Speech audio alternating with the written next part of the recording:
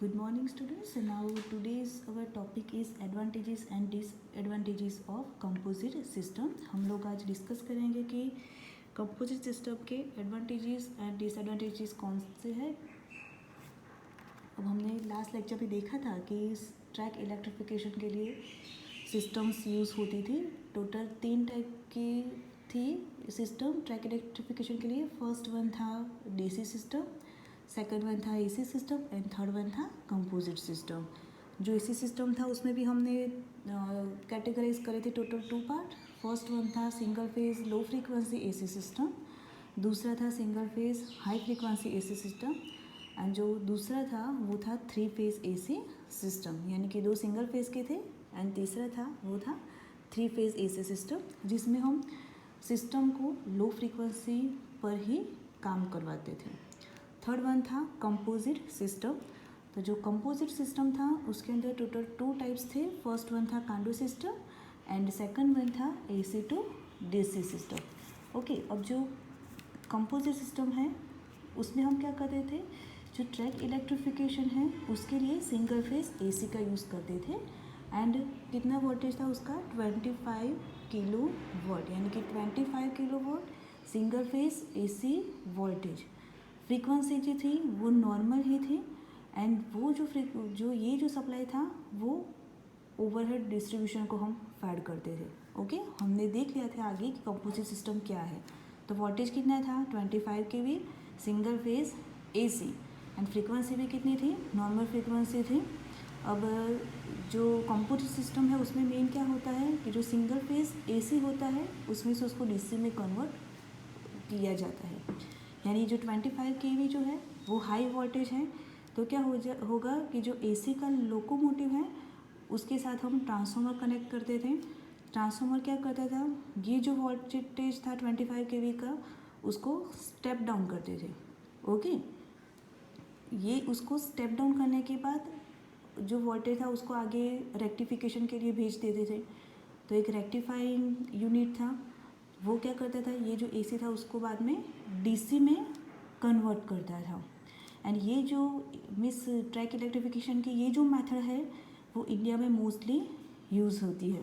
अब ये जो सिस्टम है वो बहुत पॉपुलर है बिकॉज इसके बहुत सारे एडवांटेजेस बाकी जो सिस्टम है उसकी कंपैरिजन में बहुत सारे उसके एडवांटेजेस हैं. So let us discuss this that advantages. तो फर्स्ट एडवांटेजेस है कि जो ओवरहेड कैटेनरी सिस्टम होता है उसका जो डायामीटर होता है वो रिड्यूस होता है. सो फर्स्ट उसका जो एडवांटेजेस है वो है overhead catenary system has reduced diameter. Okay, तो अब इसका मीनिंग क्या हुआ. तो देखिए यहाँ पे क्या करें हम लोग 25 किलो वोल्ट तक का हाई वोल्टेज यूज़ कर रहे हैं, बराबर. अब जितना वोल्टेज ज़्यादा होगा उतना ही उसका करंट कम होगा.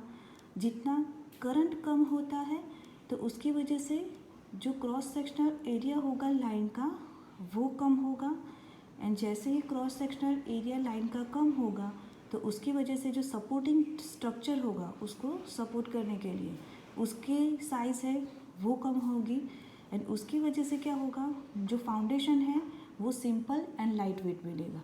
ओके, सो उसकी वजह से जो overhead catenary system has reduced diameter. तो समझ में आया इसका मीनिंग क्या है कि जो वोल्टेज हम लोग यूज़ करें वो बहुत हाई वोल्टेज होता है. जितना वोल्टेज हाई है तो करंट उतना कम होगा. करंट की वैल्यू कम होगी तो उसकी वजह से जो क्रॉस सेक्शनल एरिया जो है लाइन का वो कम होगा और क्रॉस सेक्शनल एरिया उसका कम हो रहा है कंडक्टर का तो उसकी वजह से क्या होगा, जो सपोर्टिंग स्ट्रक्चर है उसकी साइज़ क्या हो जाएगी, कम हो जाएगी एंड उसकी वजह से जो फाउंडेशन होगा वो कैसा बनेगा, simple and light weight. Okay, so this is the first advantages, overhead catenary system has reduced diameter. Okay, now second advantages है कि overhead equipment becomes simple, light, economical and efficient as we can use separate structure for up and down tracks with about same cost. Okay, तो second advantages जो है वो क्या है कि जो ओवरहेड स्ट्रक्चर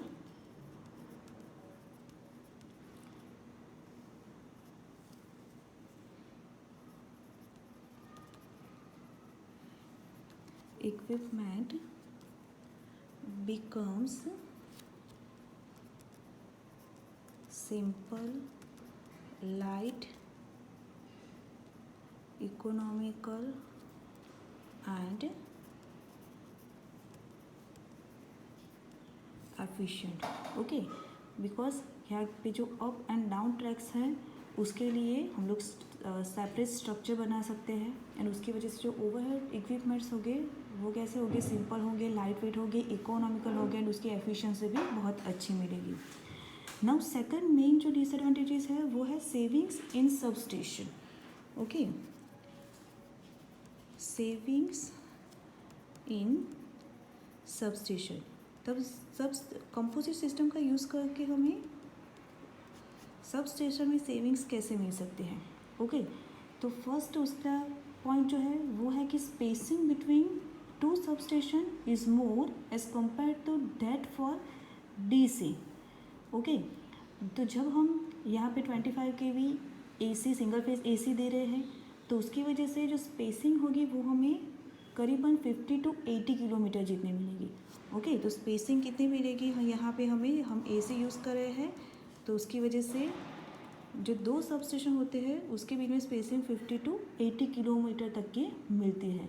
जबकि अगर DC अगर हम यूज़ करते हैं, just suppose 3000 volt DC system जो होती है तो उसमें स्पेसिंग हमें मिल सकती है 12 to 30 किलोमीटर.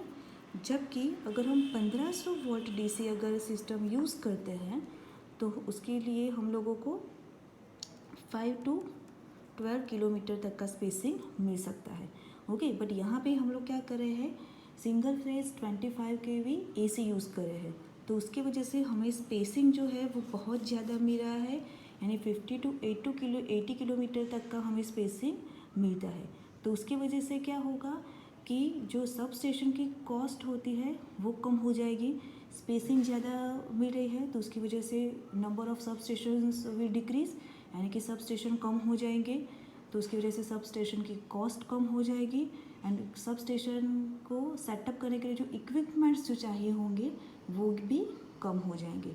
तो ये है फर्स्ट पॉइंट कि स्पेसिंग ज़्यादा मिलती है इसलिए जो सब स्टेशन होते हैं वो कम हो जाएंगे. सब स्टेशन कम हो जाएंगे तो उसकी वजह से जो इक्विपमेंट्स होंगे हर एक सब स्टेशन को सेटअप करने के लिए वो कम हो जाएंगे and as a result it will reduce cost of sub station and its equipment, यानी कि सब स्टेशन एंड उसकी इक्विपमेंट की कॉस्ट रिड्यूस हो जाएगी. ओके, तो फर्स्ट पॉइंट इसमें क्या आएगा सेविंग इन सब स्टेशन में, तो spacing. Okay, now second point कि हम लोग कैसे सेविंग्स कैसे होता है सब स्टेशन में, सब स्टेशन पोस्ट की.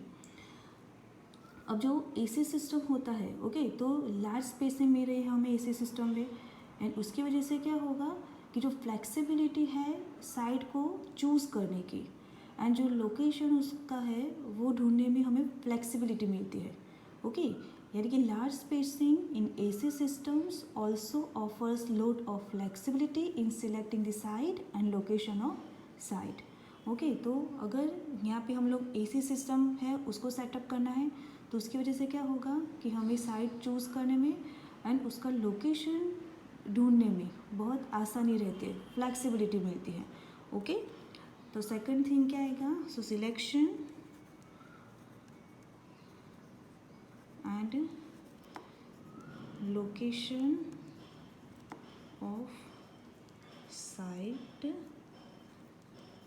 कैसा रहेगा, तो फ्लेक्सिबल रहेगा. Okay, so selection and location of site will be easier, flexible मिलेगा हमें. अब जो हम लोग सब स्टेशन उसके लिए जो सेटअप करेंगे वो क्या होगा, उसकी कॉस्ट कम होगी.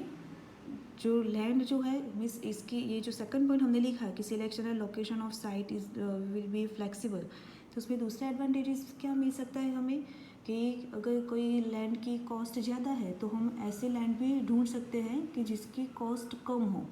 और जो हाई वोल्टेज ग्रिड जो होता है उसके नज़दीक में हमें अगर ज़मीन मिलती है तो हम लोग वहाँ पे उसको सबस्टेशन को पहले सेटअप करेंगे। ओके, तो ये हमें उसका बेनिफिट मिलेगा कि फ्लेक्सिबिलिटी मिलेगी कि साइट चूज़ करनी है, उसको लोकेट करना है तो फ्लेक्सिबिलिटी ज़्यादा मिलेगी। कहीं पे भी जहाँ पे ज़मीन के रेट कम है या तो जो नेशनल हाई वोल्टेज ग्रिड है उसके नज़दीक है, वहाँ पे हम लोग पहले सब स्टेशन को सेटअप करेंगे। Okay, so this is the second point, how savings in substation cost occur. Third point है, so few operating personal are required in a sub station. जो सब स्टेशन है उसमें जो operating personal है वो कम चाहिए होंगे। तो उसका जो थर्ड पॉइंट आएगा वो है few operating personal are required in a सब स्टेशन, यानी कि ऑपरेटिंग स्टाफ कम होगा तो चलेगा। एंड लास्ट फोर्थ नंबर का पॉइंट आएगा कि जो सब स्टेशन की जो वर्किंग कैपेसिटी होती है वो जो अगर हम डीसी करंट लेते हैं, ओके, जैसे सपोज हम लोग डीसी करंट लेते हैं तो जो डीसी की करंट की वैल्यू अगर हम ज़्यादा लेते हैं तो उसकी वजह से क्या होगा कि जो सब स्टेशन की जो कैपेसिटी होती है वो कम हो जाएगी। बट अगर सेम करंट हम एसी सिस्टम में लेते हैं तो उसकी वजह से जो सब स्टेशन की जो कैपेसिटी है वो सेम करंट में हमें ज़्यादा मिलेगी। जस्ट सपोज हम डीसी की लिमिट ले रहे हैं, डीसी के कोई लार्ज करंट की वैल्यू लेते हैं, उसके लिए जो सब स्टेशन की जो कैपेसिटी है वो may be around 2 to 6 megawatt तक की होती है।